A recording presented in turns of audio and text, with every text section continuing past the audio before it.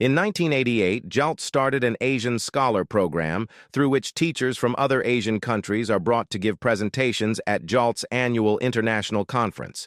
In 2008, the program was renamed the Balsamo Asian Scholar Program in honor of Bill Balsamo, president of the Himeji chapter and founder of the Teachers Helping Teachers Special Interest Group. Hello, everyone. My name is Michelle Bautista. I am the invited speakers liaison for JALT Conference 2024. Today, we have with us Dr. Francisca Maria Ivone. Hello, Ivone. Hi, Michelle. You are the Bill Balsamo Asian Scholar Speaker for this year's 2024. How do you feel about that, by the way, before we start? Oh, I feel like I'm so grateful and I'm thankful to JALT for even considering me to speak at your conference. This is going to be my first time in Japan and I'm very excited. So once again, thanks. Oh, we are also very excited to have you this coming November. Okay, so let us start to give our audience a little more about you. Can you give us like a brief background or overview of your area of expertise and your research interests? Yes, of course. So my area of expertise has always been technology, enhanced language teaching and learning, because I love technology and I've been working with technology since day one. Since I was a student and since I started my job as a lecturer. So in addition to technology, I'm also interested in teaching listening and teaching reading. For reading, it's particularly extensive reading. There are other areas in relation to technology enhanced language teaching that I explore, such as extensive listening and viewing, and then collaborative learning, self-directed learning. Yeah. So currently I'm researching the use of artificial intelligence in academic writing.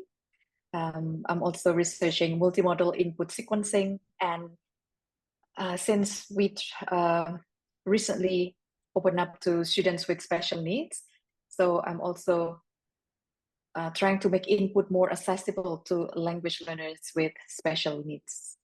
Yeah. Oh, wow, that's a great work. Especially very helpful to learners who are usually left behind, no? Okay, thank you for sharing that with us. Now, this coming November, as you're preparing for your workshop, um, is there anything in your mind that like a key message that you plan to convey during your presentation at JALT 2024? Yeah, so in relation to the topic of my presentation at JALT 2024, these days I'm really interested in AI. So a lot of us are interested in AI, as you know, and I want to explore its potential in language teaching and learning, because today we sort of identified already the potentials, but we don't really know the impact of AI to our students in terms of the development of their language ability and also their psychological and other areas of learning as well. Yeah, so therefore I'm interested in talking about that, the issue of artificial intelligence. And the title of my presentation is going to be Generative AI in ELT, Tools, Tutors, Mates, and Tutees. So I came up with this particular title because I visited or revisited actually an early work of Robert Taylor in 1980s. And at that time, he already came up with an idea of computer in the school as tutor, tool, and tutee. I mean, imagine it was like 1980s, and now we are in 2024. So I've been trying to see whether there are changes, you know, in terms of the roles of technology in ELT. And I came up with one more role actually, which is mate. I know that at this time it doesn't really rhyme with the whole idea of tools, tutors, and tutee, but I don't know any more words that can represent mates or buddies or things like that. Yeah. So for the time being, I'm content with the word mates. Okay, don't worry. I'm sure you'll Yeah. find the right name for that. Something very Yes. creative in the Eventually. future. Yeah. Yeah, eventually. Yeah, you're right. AI is something new for most of us, but a lot of like clever people in the past already thought about it, as you mentioned one. And Yeah. and it's nice that yeah, these things are really coming true.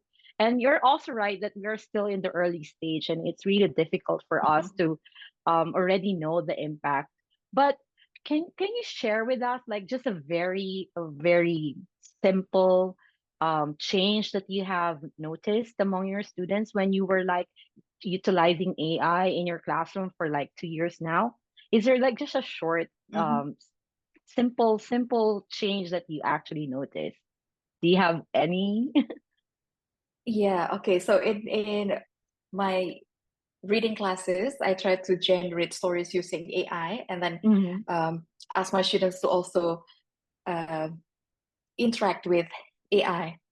So Mm-hmm. create an interactive story with AI. So when I observe them doing this, they're really interested in the activity because they Mm-hmm. now can also talk to a machine. I mean, I guess because this is a novel thing that they do. Yeah. But again, if you bring something new, students get interested. And I see that rather than thinking about the students using it as a cheat machine, I would Yeah, like yeah. to show my students how to use it as someone to grow with, or something, or more like something to help them grow as language learners. Yeah, so that's Yeah. one example from my class. Yeah. Yeah, very it will really reflect the word that you have used a while ago, tutor, no? It's something that Hmm. they will have as a guide, or like a tutor, a personal tutor. We Hmm. know that having personal tutor is really expensive, right? But with Yes, AI, I you think don't have it's to not. pay. Yeah, they still have to pay, but I think it's less expensive than a human Yeah, yeah, tutor. Yeah. And then true, true.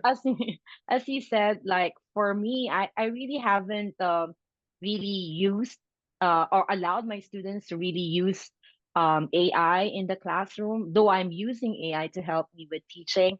But then again, allowing my students to actually explore AI in the class is something that I haven't really done. So I'm really, really looking Mhm. forward to your workshop.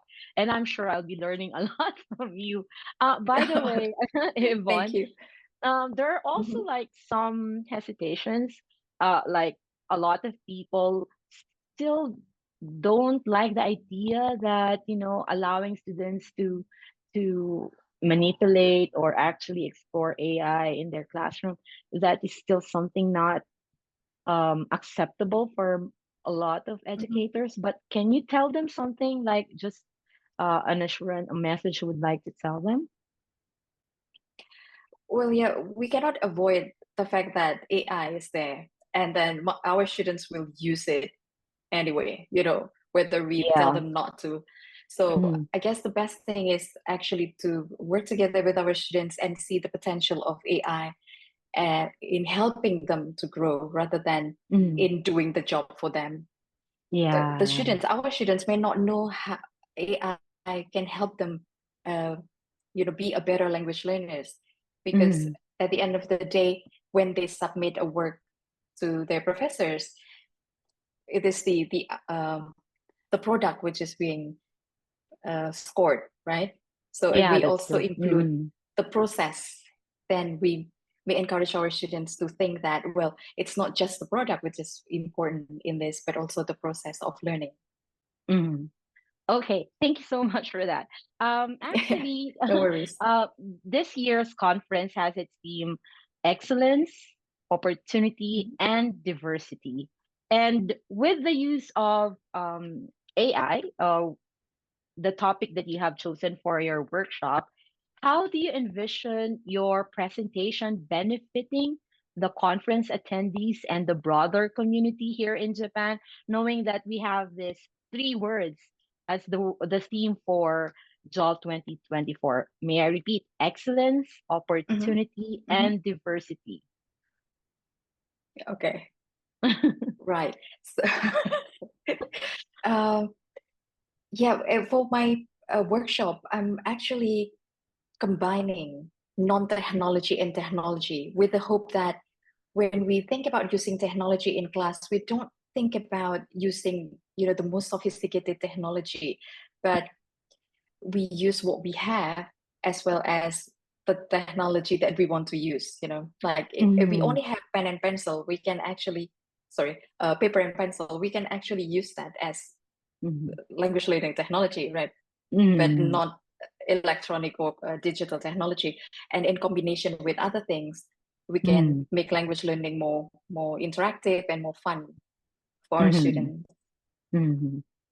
Oh yeah, yeah, you're right. Basically, you are like saying that it doesn't have to be really that complicated or like No. so sophisticated. I'm sure that's very expensive. But then again, we don't need to like um just say like using AI just for the sake of it, but really aiming for excellence, right? And do you Yeah. think that it will provide a lot of opportunities for people? Like AI will be providing opportunities not only for students but also for educators? Yes, because AI can give us time to think about more critical Mm. things. We can Ah. get help from AI when it comes to things we can do regularly, but for things that we need to do with more creativity, we can rely on our own. Yeah, that's true. Yeah, you're right. I mean, giving opportunity to students is like empowering them. Um, Thank you for all your thoughts. I've been learning a lot from you since we started communicating online. Oh, So thank you, thank you Michelle. so It's thank you very kind so of you. much. And I'll be still looking forward to hearing more things to learn from you this coming JALT 2024. And I hope that you'll enjoy your trip here in Japan. Okay? I will. I'm sure I will. Okay. Thank you so much Okay. once again, and see you Yeah. soon. Yeah, see you soon. Thank you.